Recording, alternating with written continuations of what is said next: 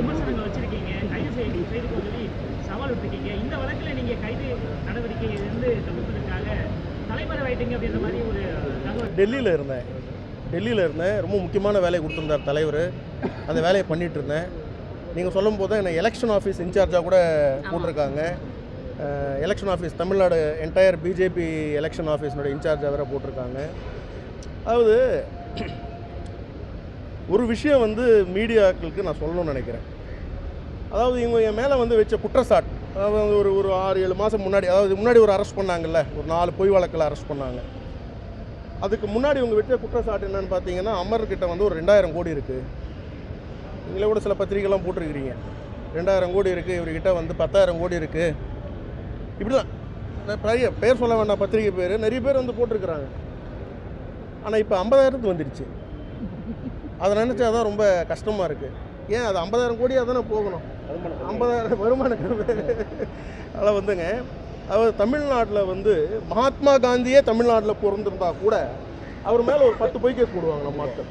நேதாஜி சுபாஷ் சந்திர போஸ் இருந்தால் அவருக்கு என்ன நடந்திருக்குன்னே தெரியாது. அதாவது ஒரு கருத்தால் மோதணும். ஒரு கருத்தை நம்ம முன்னாடி வைக்கிறோம், அதை நீங்கள் கருத்தால் மோதணுமே தவிர, என்கிட்ட பலம் இருக்குது, நான் ஆளுங்கட்சியாக இருக்கேன், நான் நினச்ச எத்தனை பொய் வழக்கு வேணாலும் போடுவேன். இந்த வழக்கை பொறுத்த வரைக்கும் முக்கியமான விஷயம் என்னென்னா, நீங்கள் நிறைய இன்வெஸ்டிகேட்டிவ் ஜேர்னலிசம் தமிழ்நாட்டில் மறந்துட்டாங்கன்னு நினைக்கிறேன். மக்கள் பண்ணுறதில்லை.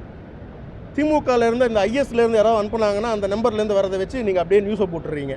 கரெக்டாக ஐஎஸ்லேருந்து யாராவது ஒருத்தர் அனுப்பி விடுவான், இதை போடுங்க, உடனே நீங்கள் நியூஸ் போடுவீங்க. அதில் என்னென்னு பார்த்தீங்கன்னா, 3 தனிப்படை அதிரடி காட்டிய போலீஸ் எங்கள் கும்பிடுபுடி பார்டர் இல்லையா? இல்லை, நான் தெரியாமல் கேட்குறேன். பொய் வழக்கு ஊருக்கே தெரியுது இது ஒரு பொய் வழக்குன்ட்டு. நான் பெண்களை எந்த அளவுக்கு மதிக்கக்கூடியவன் தெரியுமா? என்னுடைய அப்பா 8 வயசில் இறந்துட்டார். மீடியா முன்னாடி சொல்கிறேன், நான் என்னை வளர்த்தது எங்கள் அம்மா. இப்போ ஒரு 2 பேருக்கு நடுவில் ஒரு பிரச்சனை வருது. என்னன்னா, எங்கள் கட்சியை சேர்ந்த ஒரு பெண் அவங்கள தவறான வார்த்தையில் பேசுகிறாங்க. அந்த வீடியோ ரெக்கார்டிங்கெல்லாம் என்கிட்ட இருக்குது. அதெல்லாம் எல்லாமே வச்சுருக்கேன். எனக்கு அனுப்பி விட்டாங்க, டெல்லியில் இருக்கும்போது அனுப்புனாங்க. நான் என்ன சொல்கிறேன், இன்ஸ்பெக்டருக்கு ஃபோன் பண்ணுறேன். நான் என்ன சொல்கிறேன், மிரட்டுறாங்க, திட்டுறாங்க, தகாத வார்த்தைகள். அதாவது நம்மளால் ஒரு இந்த சொசைட்டினால் கேட்கவே முடியாத வார்த்தைகளை திட்டுறாங்க. அந்த ஆடியோவும் இருக்குது. நீங்கள் கேஸ் பதிவு பண்ணுங்கன்னு சொன்னது தான். எங்கே இது வெளியே வந்துடுமோ அப்படின்ட்டு உடனடியாக பிளேட்டை மாற்றி, ஏங்க நீங்கள் யோசிச்சு பாருங்கள், லாஜிக் எங்கேயாவது இருக்கா? எங்கேயாவது லாஜிக் இருக்கா? நான் ஒருத்தர் காசு கொடுக்குறேன்னா என் டிரைவர் போய் பங்கு கேட்குறாராம். இதுக்கு எனக்கு என்ன சம்பந்தம்? சொல்லுங்கள் சார். கேள்வி நியாயமாக இருக்கணும் யாருக்காக இருந்தால். நாளைக்கு நீங்கள் ரிப்போர்ட்டர், இந்த இடத்துல இந்த ஒரு சேனலில் ரிப்போர்ட்டர்னு வச்சுப்போமே, நீங்கள் தப்பு செய்கிறீங்க, நீங்கள் உடனே உங்கள் ஓனர் அவர் தான் காரணம், அவர் பேர் தான் நீங்கள் சொல்லலாம், நான் இந்த இடத்துல வேலை செய்கிறேன் அப்படின்னு நீங்கள் சொல்லலாம். பட் அதுக்காக நான் தான் குற்றவாளியா? எந்த இடத்துல இது நியாயம்? நீங்கள் லாஸ்ட்டு போட்ட 4 கேஸில் 3 கேஸுக்கு ஆன் ஸ்பாட்லேயே பெயில், ரிமாண்டே பண்ணலை. இந்த கேஸ்லையுமே இந்த போட்டிருக்காங்களே, இந்த பொய் கேஸு, ஆடியோ ரெக்கார்டிங் இருக்குன்னு தெரியும். என்ன ஒன்று, என்னை சுற்றி இருக்கிறவங்களெல்லாம் கொஞ்சம் கஷ்டப்படுத்திட்டாங்க. எங்கள் கூட இருக்கக்கூடிய மக்களை எல்லாம் கொஞ்சம் கஷ்டப்படுத்தி, அவங்க வீட்டில் இருக்கக்கூடிய பெண்களில் கொஞ்சம் டார்ச்சர் பண்ணி, சார் எங்கேயாவது நடக்குமா? இது அவ்வளோ பெரிய கேஸா சார் இது? 3 தனிப்படையா? எதுக்குங்க 3 தனிப்படை? எனக்கு தெரியல. நீங்கள் தலைமறைவுங்கிறதுனால தான் 3 தனிப்படை. எது? நீங்கள் தலைமறைவாக இருந்ததுனால 3 தனிப்படை. அப்படி அக்கா உங்களோட டெய்லி பேசிட்டு இருந்தானா? உங்களோட டெய்லி பேசிட்டு இருந்தானா? அண்ணன் உங்களோட டெய்லி பேசிட்டு இருந்தானா? உங்களோட பேசிட்டு இருந்தேன். அவர் எங்கள் அண்ணன் ஐயப்பன் அண்ணன் உங்களோட பேசினேன்னா, பாலா அண்ணன் உங்களோட பேசினேன்னா, நான் எப்படி தலைமறைவு?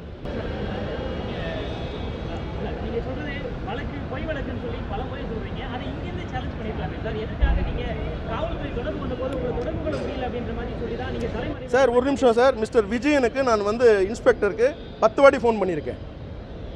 என்கிட்ட கால் ரெக்கார்டு இருக்குது. சும்மா இந்த பொய் சொல்கிறவெல்லாம் வச்சுக்கூடாதுங்க சார். இந்த 10 நாளில் கால் பண்ணியிருந்தீங்க. நீங்கள் பாருங்கள் சார், கால் ரெக்கார்டு எல்லாருடைய கால் ரெக்கார்டு எடுத்து வச்சுருக்காங்களே. ஒருத்தருடைய கால் ரெக்கார்டு இல்லையே, எல்லாரும் எடுத்துருக்காங்களே. நான் அன்றைக்கே ஃபோன் அடிச்சுட்டே தான் இருக்கேன். அன்றைக்கே நான் ஃபோன் அடிச்சுட்டு இருக்கேன். 2வது, நான் கட்சியினுடைய ஒரு தொண்டன், கட்சியினுடைய ஒரு தீவிர தொண்டன். என் கட்சி என்ன சொல்லுதோ அதை தான் நான் செய்வேன்.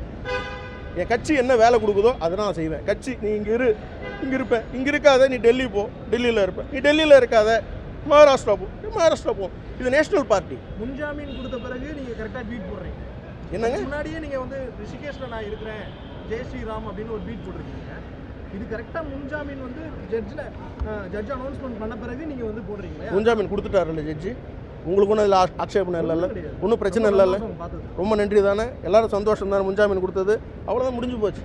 நான் ட்வீட் என்னமோ போட்டுக்கிறேன், என்னுடைய ட்விட்டரு என்னுடைய இஷ்டம், என்னமோ பண்ணிட்டு போகிறேன், நான் தியானம் பண்ணுறேன், டான்ஸ் ஆடுறேன், என்னமோ பண்ணுறேன், அது என்னுடைய தனிப்பட்ட விஷயம், அது உங்களுக்கு எதுக்கு, ப்ரெஸ்ஸுக்கு எதுக்கு, ஏன் ட்விட்டருங்க என்னுடைய விருப்பங்க, நான் என்னமோ பண்ணுறேங்க.